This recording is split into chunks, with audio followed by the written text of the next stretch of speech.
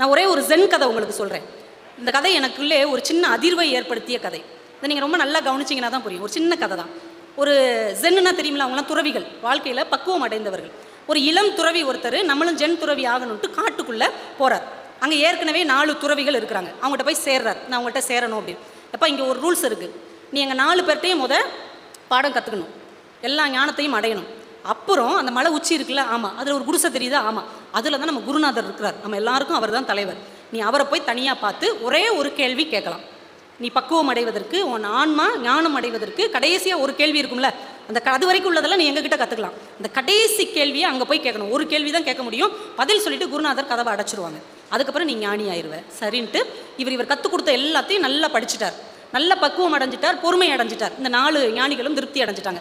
சரிப்பா, நீ எல்லா பாடத்துலையும் ஜெயிச்சுட்ட, நம்ம கடைசியாக ஒரே ஒரு கேள்வி மட்டும் மனசுக்குள்ளே வச்சுக்கோ, அந்த கேள்வியை எடுத்துக்கிட்டு நம்ம குருநாதரை போய் பார்க்கப்போ அப்படின்னு அனுப்புகிறாங்க. அவர் கஷ்டப்பட்டு அந்த மலை உச்சியில் ஏறி 4-5 நாள் சிரமப்பட்டு அந்த குடிசைக்கு போயிட்டார். குடிசை கதவை தட்டுறாரு. கதவை திறந்துட்டு ஒரு அம்மா வெளியில் வர்றாங்க. அப்போ நீங்கள் ஒரு பொம்பளையா அப்படின்னு இருக்காரு. ஆமாம் அப்படின்னு கதவை பூட்டிடுச்சு அந்த அம்மா. புரியுதா உங்களுக்கு இந்த கதை? புரிஞ்சவங்க கைத்தட்டலாம். அவர் அவ்வளோ பக்குவம் அடைஞ்ச, ஒரு ஞானம் அடைஞ்ச ஒரு ஞானி குருநாதரை பார்க்க போகிறார். ஒரே ஒரு கேள்வி, அந்த கேள்விக்கு பதில் வாங்கிட்டாருன்னா ஒரு மிகப்பெரிய துறவி ஆயிடுவார்.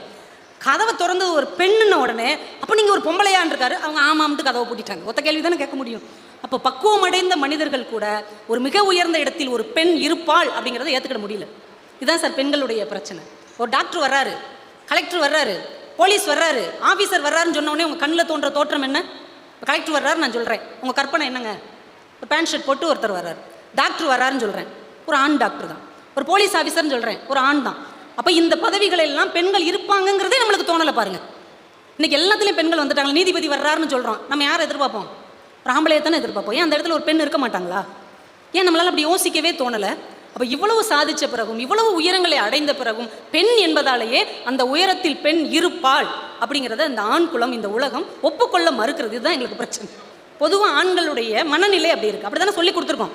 இது உங்கள் தவறு கிடையாது சார், பெண்களுடைய தவறு தான். பெண்களுடைய வருத்தம் பெண்களாக இருந்தால் மட்டும்தான் உங்களுக்கு தெரியும்.